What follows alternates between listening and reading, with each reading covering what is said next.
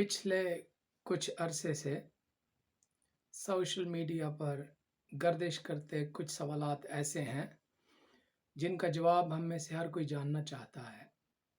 जैसे कुछ तो है इमरान खान में कि जिसे गिराने के लिए सारी अंदरूनी और बैरूनी ताकतें एक हो गईं। फौज की क़यादत अपनी हुदूद व क़ुयूद और फ़राइज़ भूल गई। अदालतें कानून और इंसाफ के तकाज़े भूल गईं। मीडिया हक और सच के साथ खड़ा होना भूल गया। उलमा दीन और उसके अहकामात भूल गए। इस सारे मामले के दो मेन एस्पेक्ट्स हैं, अंदरूनी और बैरूनी, जो वजाहत के साथ आपके पेश खिदमत हैं। सबसे पहले अंदरूनी पहलू पर नज़र दौड़ाते हैं। हमारी ज़िंदगी में पेश आने वाले अहम तरीन मामलात के मुतालिक हक़ाइक़ हमारी नज़र के बिल्कुल सामने होते हैं, लेकिन हम उन्हें अपने दिमाग की आंख से देखने की जसारत ही नहीं करते और बाज़ औक़ात हकीकत हाल मुश्किल अल्फाज के लिबादे में छुपी हुई होती है। चूँकि हालात व वाक़यात और मामलात का इदराक हासिल करने के लिए सोचना, तफ़क्कुर करना और ज़हनी तौर पर ज़ोर लगाना पड़ता है, इसलिए हम इन अल्फाज को टटोलने या परखने की बजाय टाल मटोल से काम लेते हुए इन अहम तरीन मामलात को नज़रअंदाज करने की कोशिश करते हैं। आम तौर पर जो कुछ दिखाया जा रहा होता है, पर्दे के पीछे बिल्कुल वैसा ही नहीं वक़ूअ पज़ीर हो रहा होता। असल में ये सब दिखाया ही इसीलिए जा रहा होता है ताकि जो कुछ पर्दे के पीछे बिहाइंड द सीन्स हो रहा हो या दूसरे अल्फाज में चल रहा हो, उसे छुपाया जा सके। हमारे मुल्क की मौजूदा सियासी सूरत हाल जो एक गोरख धंधे की सी शक्ल इख्तियार कर चुकी है, उसे समझने की खातिर आइए सब मिलकर इस तस्वीर में हकीकत के रंगों की स्याही भरें। अगर हम संजीदगी से सोचते हुए पेश आ चुके वाक़यात की पड़ताल करें तो रजीम चेंज से मुताल्लिक़ पहेलियों के इस तसलसल के समंदर को अल्फाज के कूज़े में बंद किया जा सकता है। मुल्क, कौम, मुआशरे और निज़ाम की बेहतरी के लिए हिज एक्सीलेंसी इमरान खान ने वो बेबाक इक़दामात उठाए कि पाकिस्तान की तारीख़ में ऐसा कुछ करने की जुर्रत ज़ुल्फ़िकार अली भुट्टो के बाद कोई और न कर सका। बिलाशुबा हिज मैजेस्टी इमरान खान अपने दौरे इक़्तिदार के दौरान हुकूमत के मुख्तलिफ एडमिनिस्ट्रेटिव ऑफिसेस एंड डिपार्टमेंट्स और एजेंसी से पड़ताल की खातिर पुराना रिकॉर्ड मंगवा और इकट्ठा कर रहे थे। ये बात भी हकीकत पर मबनी है कि उस वक़्त के फ़िरौन जर्नैल बाजवा वल्द तूतनखामन ने उस वक्त के honourable prime minister Imran Khan को प्रेशराइज करते हुए अहकामात सादर फरमाए कि आप अकाउंटेबिलिटी से नज़र फेर लीजिए और अपनी तवज्जो इकानमी पर मरकूज़ फरमाइए। यानी अगर वज़ीर आज़म की कुर्सी पर बहाल रहना चाहते हो तो हमारे लिए दूसरे मुल्कों और मालियाती इदारों से इमदाद और कर्ज़े मांग कर लाया करो। ज़ाहिर है यह ख़ुद सबसे बड़ा चोर और लुटेरा था और फिर बिल्ले के मुंह को दूध भी तो लगा हुआ था। उस वक़्त के ISI चीफ प्लस बाजवा और इमरान खान के दरमियान एहतसाब के मौजू से मुताल्लिक़ कई घंटों की मुलाकातें भी हुआ करती थी, जो बेशक सिर्फ वक्त का ज़ियान नहीं था। ये बात तारीख़ की किताबों में सोने के हरूफ से लिखी जाएगी कि मोहतरम इमरान खान के दौरे इक़्तिदार में पाकिस्तान की तारीख़ में पहली दफ़ा पाकिस्तान के जुडिशल सिस्टम में करप्शन से रिलेटेड मुकदमात और जुराइम की सुनवाई के लिए fast track special courts for पीन से आप, जो जल्दी और देमार 4.5 करते हुए 2 महीने के अरसा में फ़ैसला सुनाती।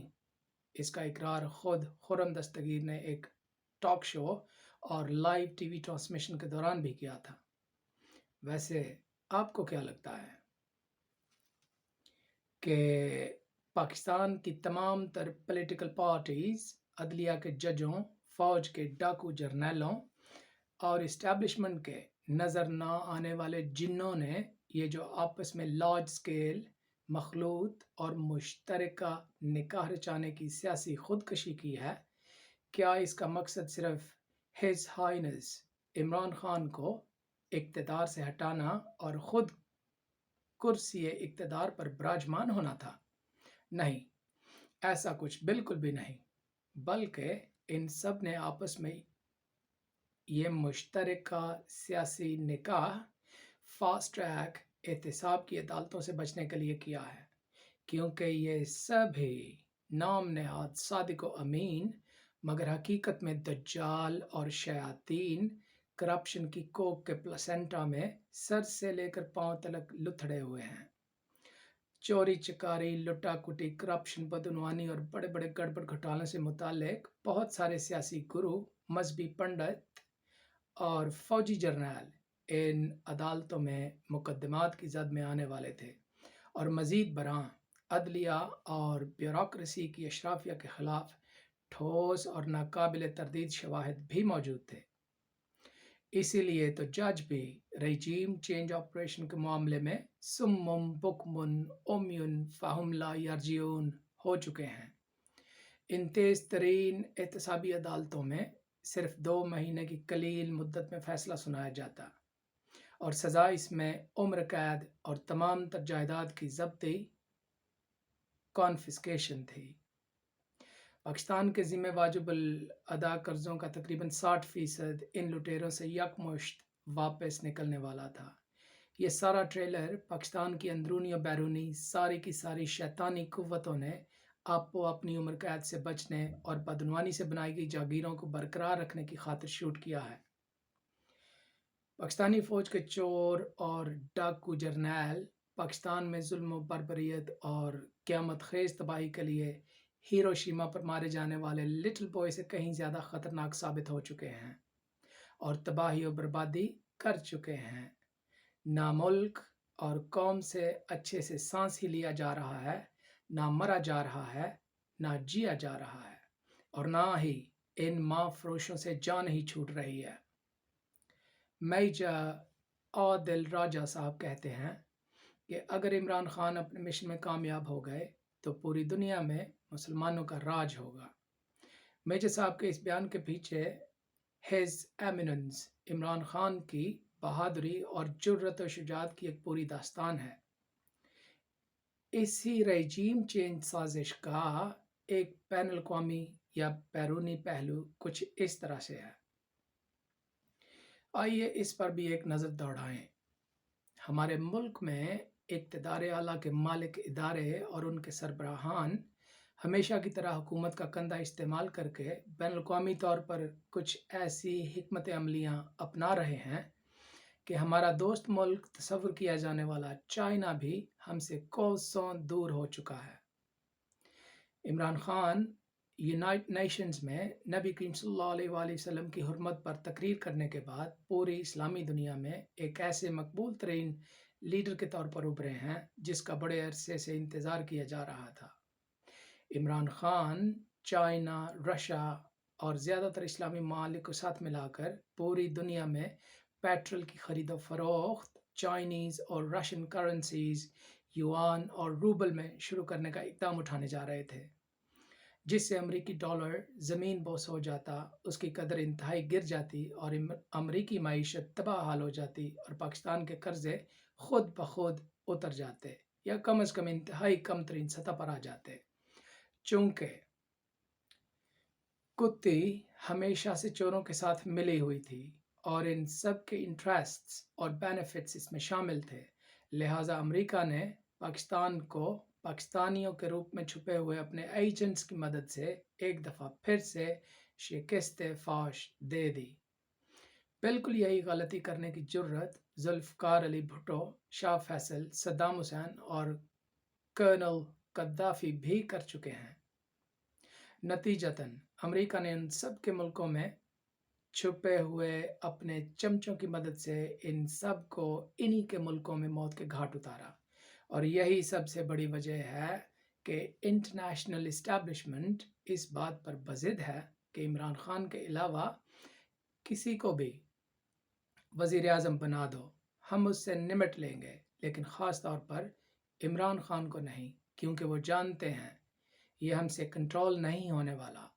ये भी एक हकीकत है कि प्राइम मिनिस्टर इमरान खान और भी बहुत सारे महाज़ों पर इंटरनेशनल इस्टेब्लिशमेंट को रेजिस्ट कर रहे थे, जैसे उन्हें पाकिस्तान में अमरीकी फ़ौज के लिए अड्डे ना देना, अमेरिका की लड़ाइयों में उनका साथी ना बनना, महंगाई को ज़्यादा से ज़्यादा करने से मुतालिक IMF की सारी और जैसे वो चाहते हैं बिल्कुल वैसे ही उनकी शराइत ना मानना वगैरह वगैरह।